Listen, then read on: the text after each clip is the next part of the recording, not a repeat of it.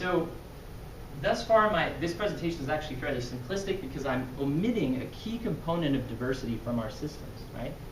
And this goes back to Vanessa's talk, is that I've been ignoring all the other parasites that actually co-occur in the system. And there's about 6 trematodes that are relatively common. And I'm showing you them here. And one thing that's interesting is really only 2 of them seem to cause much damage in amphibians. Most of the parasites, or 4 out of the 6, we can't really detect any pathology. Even when we bring them into the laboratory, you can expose tadpoles to lots and lots of them.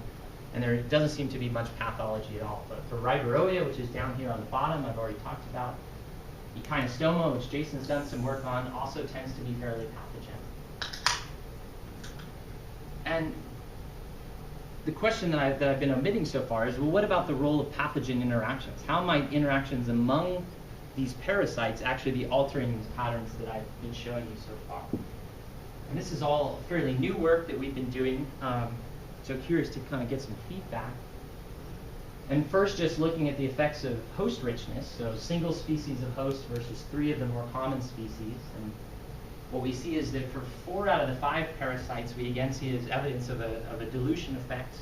This is just a lab study, where if we keep host density constant, but we go from 1 species to 3, you generally get a reduction in infection success for most of these species. And if we just focus on Rivaroia in particular, and pop onto this next slide, here's still that effect for host richness, going from 1 species to 3, decrease in infection success. But now we can also add on parasite richness to this experiment as well, right? And do this just as a factorial design. And what's interesting is there's this additional effect of parasite richness in decreasing Rivaroia infection success. It's not nearly as large as the effect of host diversity, but if you're going from low host diversity, low parasite diversity to high host, high parasite diversity, that's about an 84% decrease in infection success. And that's pretty remarkable.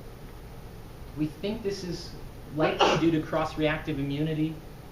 Unlike some of the interactions Vanessa was talking about, these are 6 different trematodes, but they're all ecologically similar, phylogenetically, probably more related to each other than if we were dealing with macroparasite, microparasite interactions. So this is probably either direct or more likely it's a parent competition. Right? But we haven't actually measured immune reactions to verify that. Yeah. Do they share the same intermediate dose? They do. Mm-hmm. Yeah, good question. And the abundance is just the 1 frog or all 3? You did all 3 separately? We did as total abundance of the parasite among all of the hosts in the community. Yeah. Does that answer your question? So you can actually, I can do it either way. This x-axis could be abundance just in this 1 species, average per frog, which controls for density, or I can do it summed among all of the amphibian species that are in a treatment, and the results are the same either way. Okay. Yeah. When you collected parasites, you collected them from separate hosts and then counted them and injected them, so it's not a result of competition of the intermediate hosts? Correct. Okay. Yeah. So, and we don't inject them. We add them to the, and then they just infect the tadpoles on their own. But yeah. So we have separate snails that are one infected with each parasite. We harvest the parasites and then we add them to the tadpoles. Okay. The number of yeah, I can't say it. in the low parasite richness treatment at the start was higher than that. What was the overall starting abundance? How many parasites did we add to the treatment? Yeah. Or I guess, is it just because you added fewer at the beginning because you were adding all these other parasites? Oh, so kind of going back to Matt's question about additive versus substitutive? Yeah, which I didn't really understand. Well, so the idea would be, like, let's say if we're adding 30 parasites to assemblage in the laboratory, you could have 10 of those be parasite 1, 10 of those be parasite 2, and 10 be parasite 3, right? And then, but then you could also change that to where all 30 are 1 parasite. And that would be more of a substitutive design, where you're keeping the total number fixed, but you're changing the relative abundance of each. Okay. But in this experiment, it's an additive design, so you add 10 parasites of parasite 1, then another 10 parasites of parasite 2, so you're actually increasing the total number of parasites. So Right? you'll have the same starting number of Rivaroia. That's right, yeah. And we have actually done the parasite additions as substituted as well, but it just starts getting messy. But the same patterns are evident. Yeah. So following up on that then, do you have any data about evenness effects? Evenness in the field or in the lab? Either one, either the host or the parasite. We do have data on evenness, and we have it in both the lab and in the field. In the lab, the evenness effects, well, in both cases, we can start to decompose the effects of richness based on composition, right? And the fact that some hosts are more competent than others. So if you know the relative abundance of each particular host species, you can make good predictive estimates of how many parasites we should be getting out. So in that respect, evenness or more accurately measures of composition are going to do a better job predicting than richness alone. But you haven't tested that. You haven't tested the effects of evenness, changing evenness on this kind of phenomenon. We have for the hosts. We haven't done it for parasites in the lab. In the field, we have data on parasite evenness, and I'm trying to remember whether richness or evenness was a better predictor. I mean, we can essentially see effects of richness, we can see effects of Shannon's diversity, and the effects of evenness sometimes are and sometimes aren't important. If that's getting at your question. Yeah. I only have like 2 slides left, so I'll just maybe burn through those. Oh yeah, maybe 3. Okay. Sorry, Jason, do you have 1 minute? Okay. So one other, kind of interesting teaser point to kind of leave on for this is starting to think about. We've looked at how amphibian communities assemble to the degree to which they're nested. We also see evidence that the parasite communities themselves are nested as well. So these are data for the 6 most common trematodes. And what's interesting is that the 2 most virulent species are the most common across the landscape. And this sort of would build off of the idea of a dilution effect now applied to intra-host diversity. If the virulent parasites are the first ones to colonize and these other species which have antagonistic effects on virulent species colonize later, then that could lead to a more general phenomenon whereby parasite diversity can actually lower the abundance of pathogenic species. Now, with 6 species, I'm kind of hesitant to make any strong conclusions in that direction, but I thought this trend was interesting and worth pulling up here to show you guys. So stepping back a bit from amphibian-parasite interactions, where do we go from here? What things do I want to emphasize? And I guess 2 main areas stand out to me, and these have both been mentioned in various permutations in earlier talks or the breakout groups, but I thought they were worth reiterating. And one is just this broader consideration of really what is the relationship between species properties and infection burden or disease risk or whatever immune responses you're most interested in measuring. And how consistent is this link with life history? There's a number of studies starting to support this, right? But a lot of them are using different metrics, and it makes it very hard to kind of compare among taxonomic groups. And I think Felicia hit on this point nicely yesterday. And even if you are finding that strong link with life history, unpacking the mechanisms is non-trivial, right? There's a lot of different variables that are correlated in with life history. Things like immunity, of course, but also behavior, exposure or exposure history, as well as body size. Body size can influence all sorts of things, tying into metabolic theory as well. And then as a community ecologist, where I get really interested and excited about this is trying to connect it with patterns of assembly and with extinction risk in the field, because that gives us that framework to make more general predictions about when do we expect to see a dilution effect, when might we expect to see amplification effects occur instead. And perhaps the only kind of monkey wrench to throw in this is just understanding how plastic or flexible these properties are, how great is the variation within a species, right? That species having its particular life history responses, in terms of its immune responses or its infection responses, relative to variation between or among species.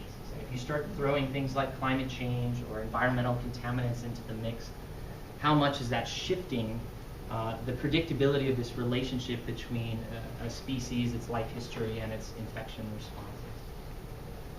And then just to kind of turn this on its head, what about the role of parasite in microbial diversity? And we all know that immune performance in real-world systems, so to speak, can be very different from what we see in the laboratory.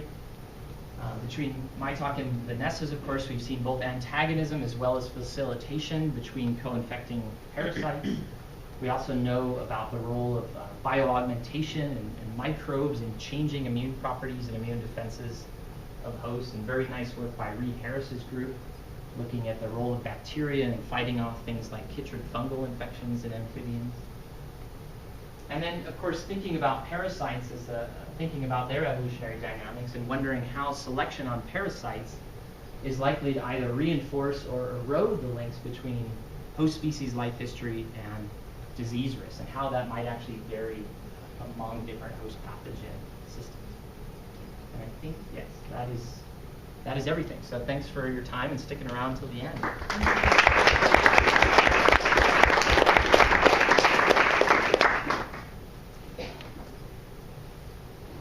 I'm intrigued by the parasite slide that I had my hand up on previous slides. But you said you got the same result when you had the same density of parasites in both of those treatments.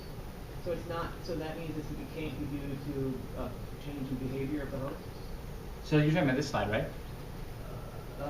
Yeah, that's the one that had the low richness. Yeah, right. Yeah. So I'm just wondering if all those additional parasites change the behavior of the tadpoles, because they can do that anti-parasite behavior. So in this experiment, we always add the same number of Rivaroia, but we are changing the total number of parasites because it's an additive design. Right. You said you have done it the substituted way as well and had the same result. We've done it, when you do it as a substituted design, almost all the pathology, at least, is driven by the most dangerous parasite, right? So if you start from having all Rivaroia and then you start breaking that down into half Rivaroia and half Echinostoma, or 1/3 Rivaroia and 1/3 Echino, 1/3 Cephalogonomus, then you basically just predict pathology as a function of the abundance of the most pathogenic species. But this isn't a slide demonstrating pathology. It's a slide on the y-axis with a cover. Showing infection success. I'm just wondering, because what we see is when you have lots and lots of parasites, you get more parasites encountering hosts, which means it's more likely to trigger an anti-parasite behavioral response. Yes. And so I'm wondering if you have any evidence that this is due to behavior or immunity. Good question. Let me see if my next slide is.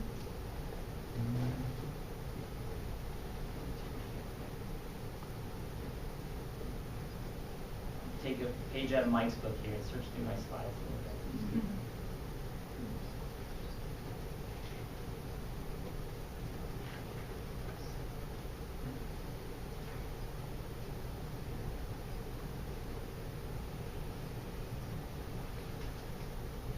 So we don't see a lot of evidence.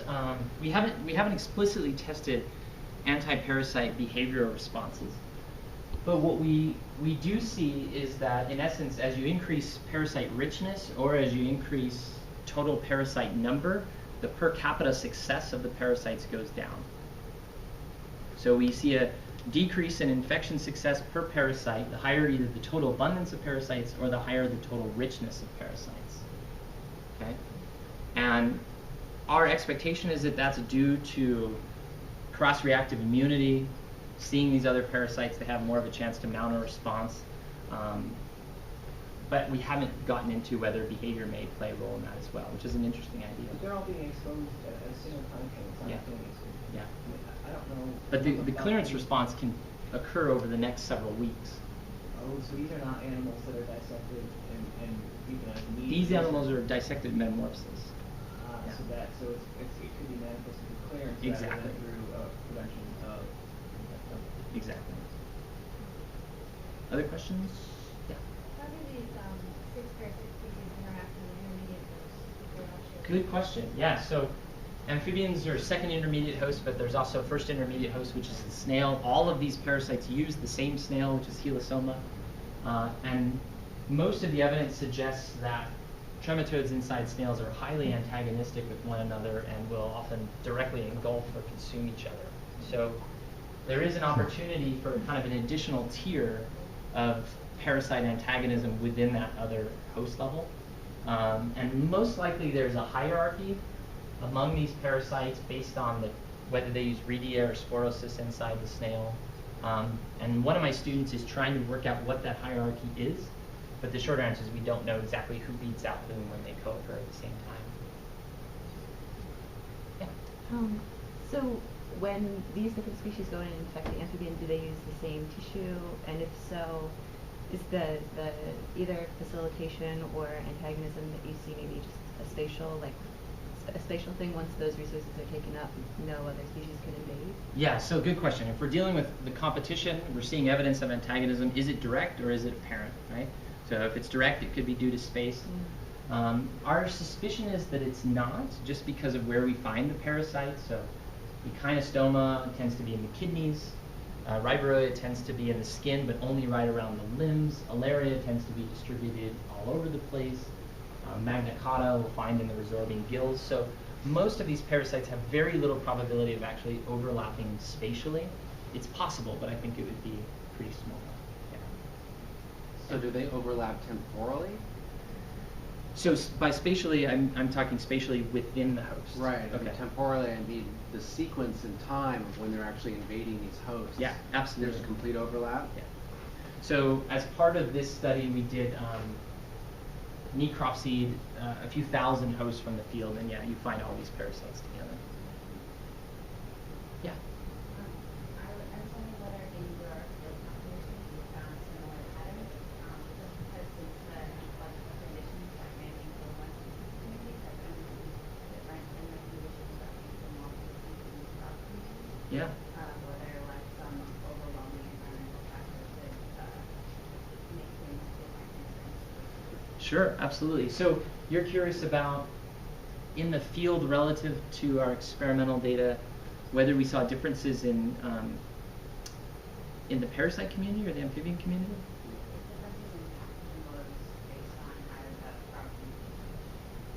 Interesting. Okay, so what we did to look at that, and I don't have a plot of that, is we were really interested in whether parasite communities do assemble additively or substitutively, because a lot of these results are going to depend on whether that's the case, i.e. if at low richness you have a saturated parasite community with one parasite species and the other parasites come in and chip away and take over some of that space, or whether you just have 10 parasites of one and then you keep adding onto it.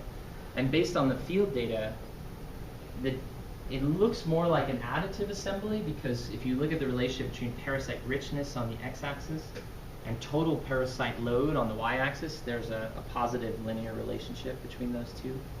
So we think that it might be additive, but that's based on only one plot, and I would think a lot more work needs to be done on that. But it's a really important issue, because depending on whether they are saturated or not is going to have a lot of effect on the strength of which these parasites interact. Yeah, but we do have the field connection to show these parasites in the field and show them co-occurring and show that sort of additive pattern. What about as you change frog community abundance? You know, like if you compare frog communities with one type of frog, or a frog community that has had more frogs? You mean as to whether it's additive or substitutive? Yeah. Amphibians tend to show much stronger degree of density dependence. So there where we can find increases with richness, but it's not a very clear pattern. So I would say there's not strong evidence one way or the other.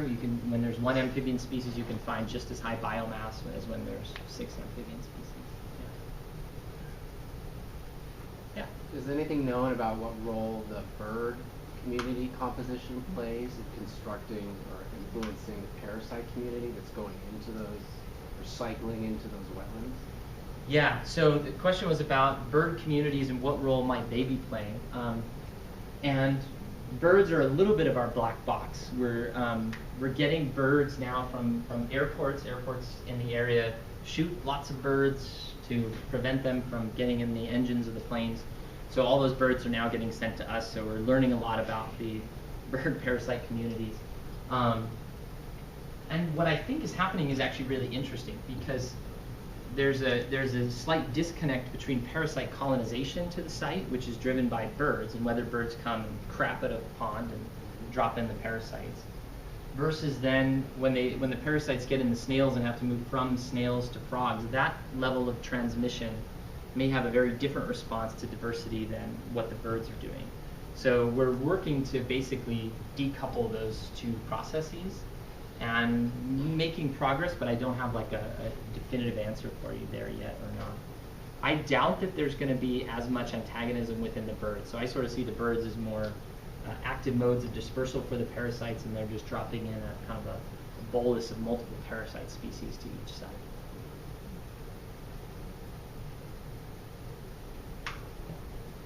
I only saw like immune responses for one species. That's true, wasn't it? Yeah, so the immune stuff is totally kind of new for us right now. So we're working on that, but so far we've done it with 2 different species. I only showed you data for one. We're trying to kind of understand what's going on with those great tree frogs. And one thing that's interesting there is even though you've got 3 trematodes which are fairly similar ecologically, if you could just start kind of comparing the control treatments, the resistance to Rivaroia in those tree frogs is very, very strong, and yet the resistance to the other 2 trematodes doesn't seem to be very marked at all. And why we're getting those different responses to the different parasites, I think, is a totally open question for us. So just following up on what you just said, do they all make cysts, and if so, are they all in the same location as the frog? Yeah, no, they're in different locations.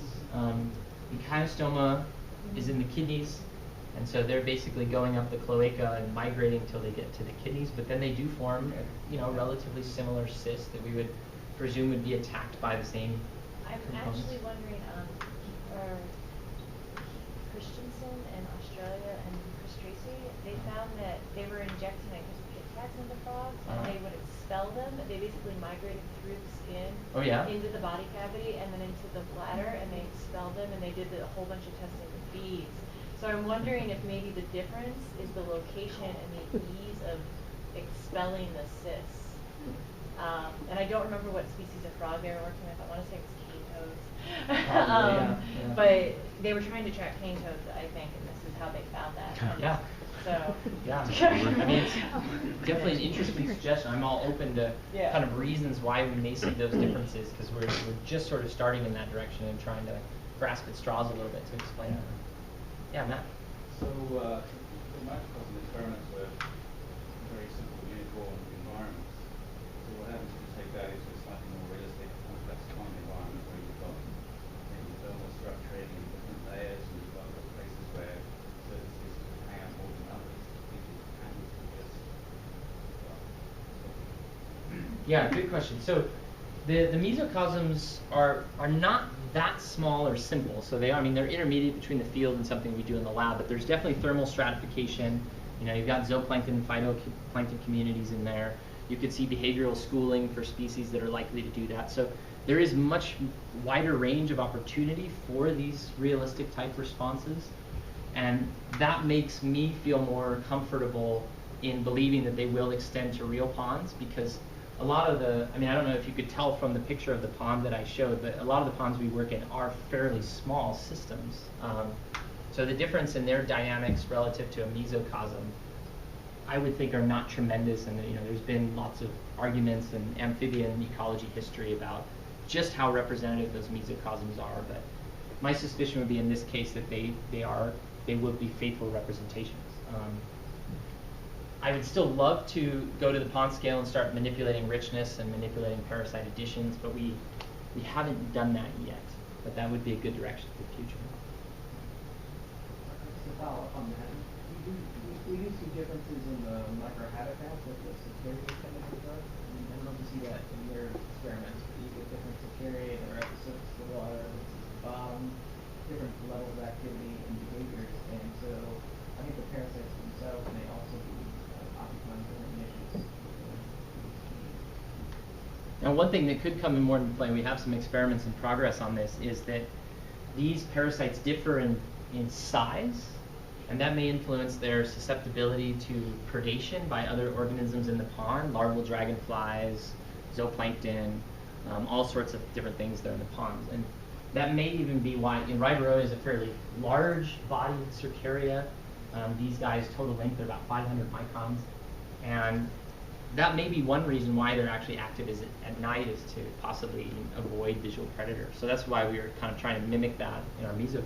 But one difference, if you're going from a mesocosm to field situation, is that you start adding in all those other species, But what's interesting is that might even make the dilution effect stronger, because then you have the role not just of other hosts, but you could have things like predators, which are getting added into the system and interfere with transmission as well. Cool. Well, thank you, guys.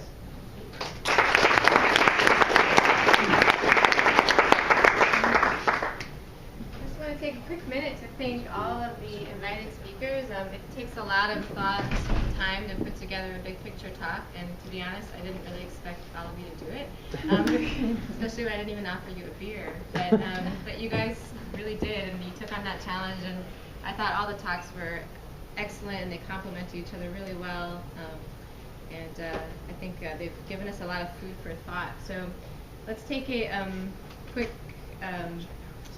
sorry, I didn't let thought. Let's take a quick 5-minute break, and then we will do another small group discussion. So.